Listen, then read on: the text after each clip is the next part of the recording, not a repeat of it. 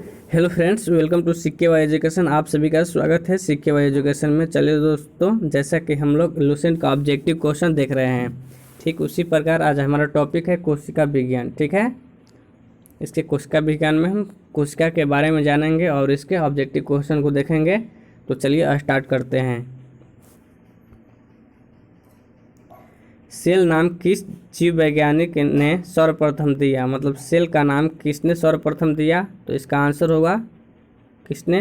तो ल्यूएन हॉक नहीं, Robert Hooke ने। ठीक है, ऑप्शन नंबर सी करेक्ट होगा। और कब दिया था? तो यह दिया था 1665 में। ठीक है, चलिए नेक्स्ट देखते हैं।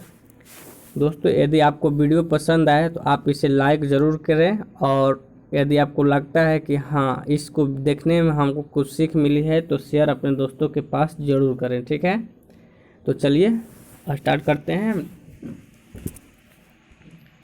कौन सी रचना जंतु कोशिका को वनस्पति कोशिका से विभेदित करती है? कौन सी रचना जंतु कोशिका को वनस्पति कोशिका से विभेदित करती है? इसका आंसर क्या होगा? तो इसका आंसर हो जाएगा आपका सेंट्रियोल। ठीक है, नेक्स्ट देखते हैं।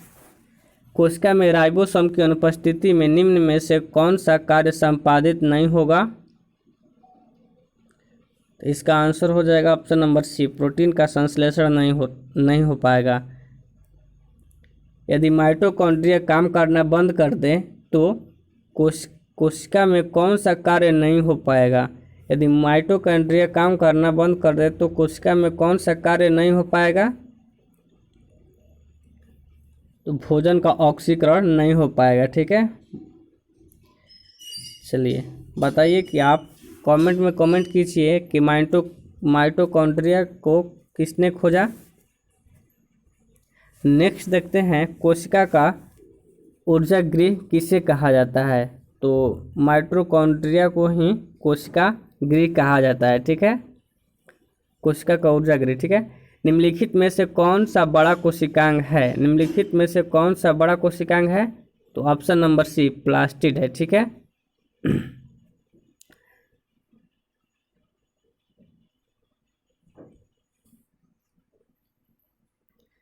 क्योंकि प्लास्टिड जो होता है दोहरी झिल्ली होता है और जो केवल पादप कोशिका में उपस्थित होता है। प्लास्टिड शब्द हैकल द्वारा दिया गया। सिम्पर ने प्लास्टिड को क्लोरोप्लास्ट नाम दिया।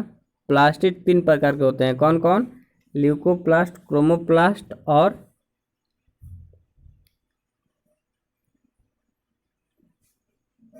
ये भी जो दिया है ये है। ठीक है, नेक्स्ट है, कोशिका में प्रोटीन संश्लेषण कहाँ होता है? कोशिका में प्रोटीन संश्लेषण कहाँ होता है? तो राइबोसोम में। नेक्स्ट देखिए, पादप कोशिकाओं का सबसे बाहरी आवरण क्या कहलाता है? तो कोशिका भित्ति कहलाता है। ठीक है, यहीं आपसे पूछ दे कि जंतु में कोशिकाओं का सबसे बाहरी आवरण क्या कहलाता है? तो कोशिका झिल्ली होगा। ठीक है, नेक्स्ट देखते हैं, कोशिका को निश्चित रूप प्रदान करता है। कोशिका को निश्चित रूप प्रदान करता है कौन? तो कोशिका भित्ति। नेक्स्ट देखिए, कोशिका द्रव में उपस्थित महीन शाखित झिल्लीदार और अनियमित नलिकाओं का घना जाल है। कोशिका द्रव में उपस्थित महीन शाखित झिल्लीदार और अनियमित नलिकाओं का घना जाल क्या कहलाता है? तो इसका आंसर हो जाएगा आपका ऑप्शन नंबर डी, अंतःप्रद्रवी जालिका।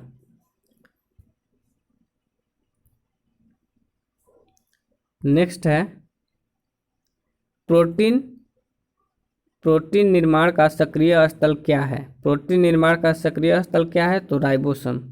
दोस्तों, यदि आपको वीडियो पसंद आया हो तो इसको लाइक ज़रूर करें और व्हाट्सएप ग्रुप पर शेयर करें एंड फेसबुक जो चलाते हैं वेबसाइट उस पर शेयर करें।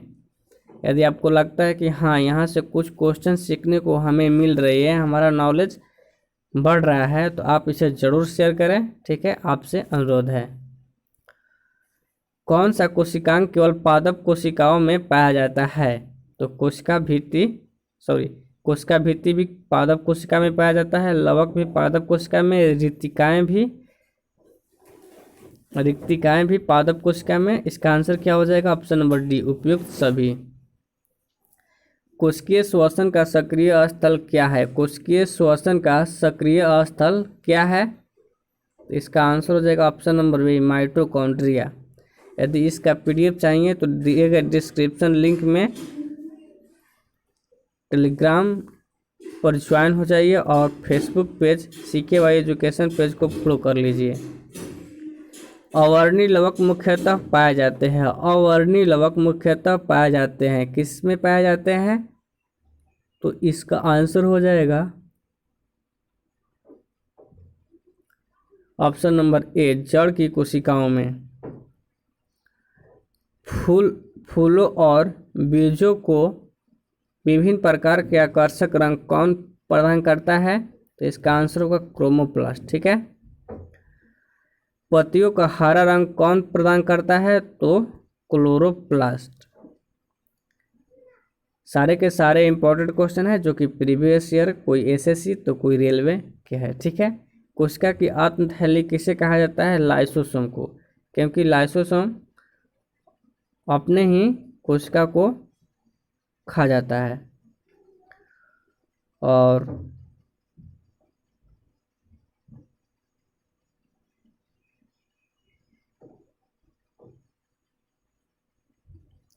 नेक्स्ट है, लाइसोसोम में पाया जाने वाला वह एंजाइम जिनमें जीव द्रव्य को घुला देने या नष्ट कर देने की क्षमता होती है उसे क्या कहते हैं?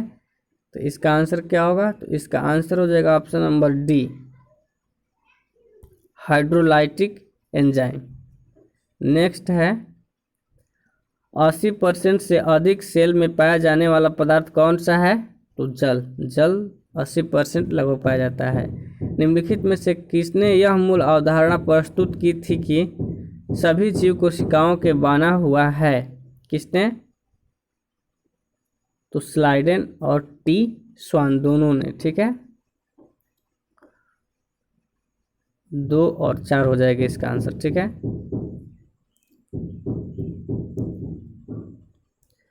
नेक्स्ट देखिए, किसकी उपस्थिति के कारण किसी पादप कोशिका और पशु कोशिका में अंतर पाया जाता है?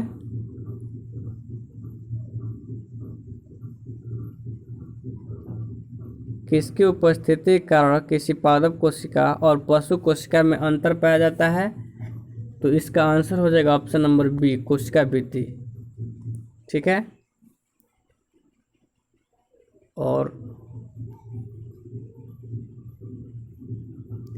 गोल्जी काय का प्रमुख कार्य क्या है? गोल्जी काय का प्रमुख कार्य क्या है? तो इसका आंसर क्या हो जाएगा? तो इसका आंसर होगा आपका ऑप्शन नंबर डी, स्रावी।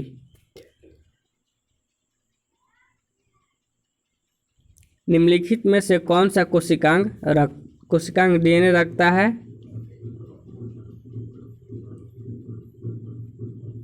माइटोकॉन्ड्रिया। ठीक है। नेक्स्ट है, दोस्तों यदि आपको वीडियो पसंद आया हो तो प्लीज़ इसे शेयर करें। ठीक है। और लाइक कर दीजिए। आपसे बार बार कर रहा हूँ, रिक्वेस्ट कर रहा हूँ। ठीक है। तो चलिए देखते हैं।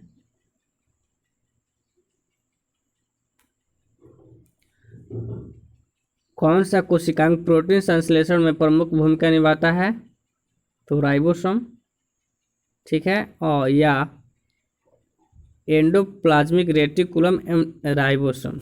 नेक्स्ट है, माइटोकॉन्ड्रिया की खोज किसने की थी? तो माइटोकॉन्ड्रिया की खोज ऑल्टमैन ने की थी।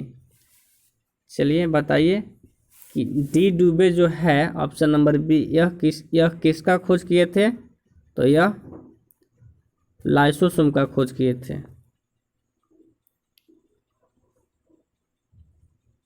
सर्वप्रथम माइटोकॉन्ड्रिया की खोज 1886 में ऑल्टमैन ने की थी।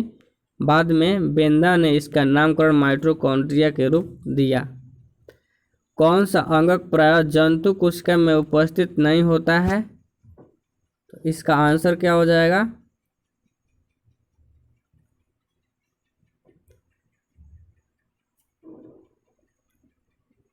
लवक, ठीक है। लाइसोसोम का कार्य क्या है? तो लाइसोसोम का कार्य है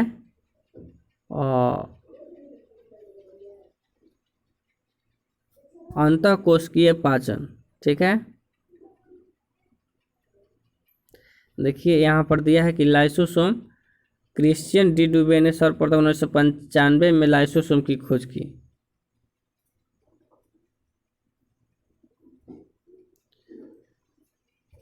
कोशिका भित्ति होती है, कोशिका भित्ति कहाँ होती है? तो ये सॉरी, कोशिका भित्ति कैसी होती है? तो ये होती है पारगम में, ठीक है। ये भ लिख दिया है इसमें, लेकिन होता है पारगम में, ठीक है।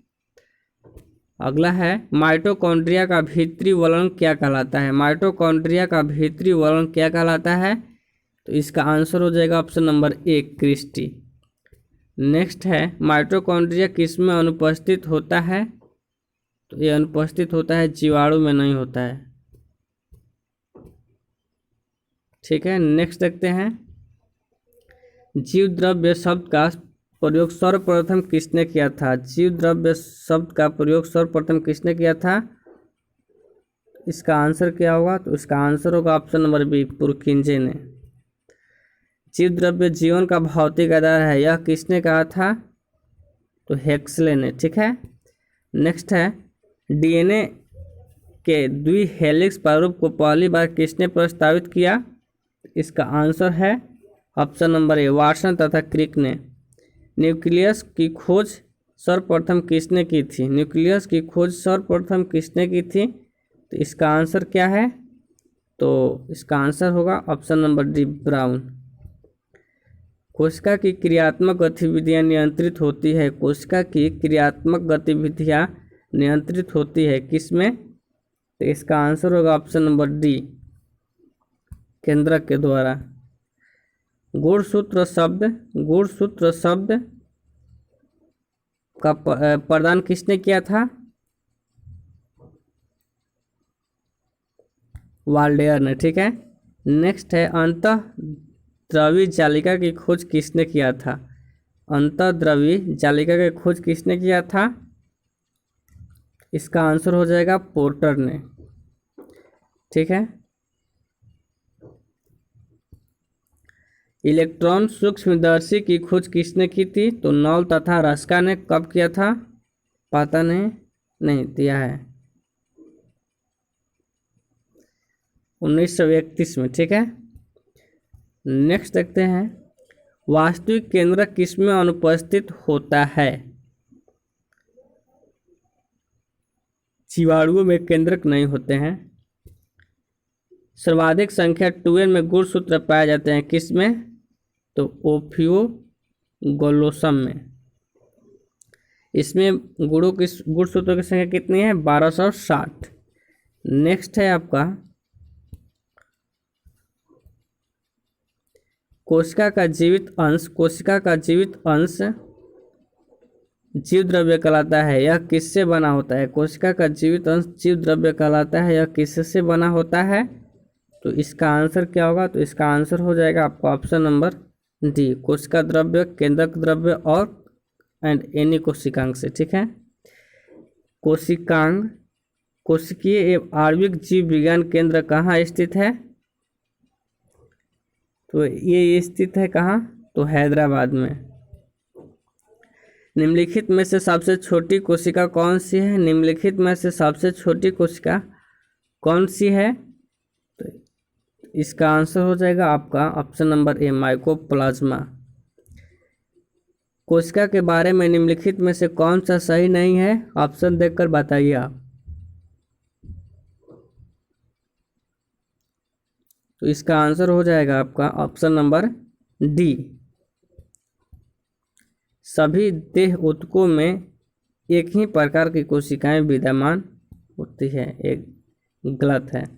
निम्नलिखित कोशिका अंगकों में कौन सा अर्धपारगम में है? तो कोशिका झिल्ली।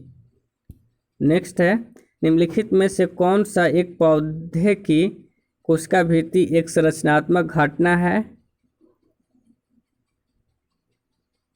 Option number D, calcium.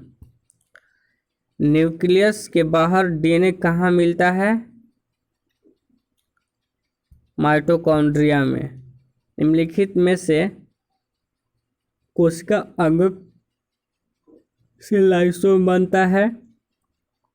लाइसोम किससे बनता है? तो इसका आंसर हो जाएगा ऑप्शन नंबर सी, गोल्जी कास्ट से। अगला है, निम्नलिखित में से कौन सा वह कोशिकांग है जो प्रोकैरियोटिक कोशिकाओं में नहीं पाया जाता है? तो इसका आंसर क्या हो जाएगा? ऑप्शन नंबर बी, प्लाज्मा झिल्ली, सॉरी माइटोकॉन्ड्रिया। क्या? माइटोकॉन्ड्रिया। एक इमारत में ईंटें जीवों में डैश समान होते हैं कोशिका। जैसे हमारे यहाँ जो घर बनता है, इमारत बनता है, तो उसमें ईंटा लगता है, ठीक है, उसके बाद एक मकान तैयार होता है। उसी प्रकार क्या होता है, जीव में एक एक कोशिका मिलकर पूरी बॉडी को निर्मित करती है। तो इसका आंसर कोशिका हो जाएगा, ठीक है। तो चलिए इस वीडियो में इतना ही। तब तक आप अपने दोस्तों के पास इसे शेयर कीजिए और आप इसे लाइक कीजिए एंड शेयर कीजिए और चैनल को सब्सक्राइब कर लीजिए, ठीक है। चलिए बाय, मिलेंगे आपसे नेक्स्ट वीडियो में और पढ़ेंगे पारिस्थितिकी। तो चलिए बाय।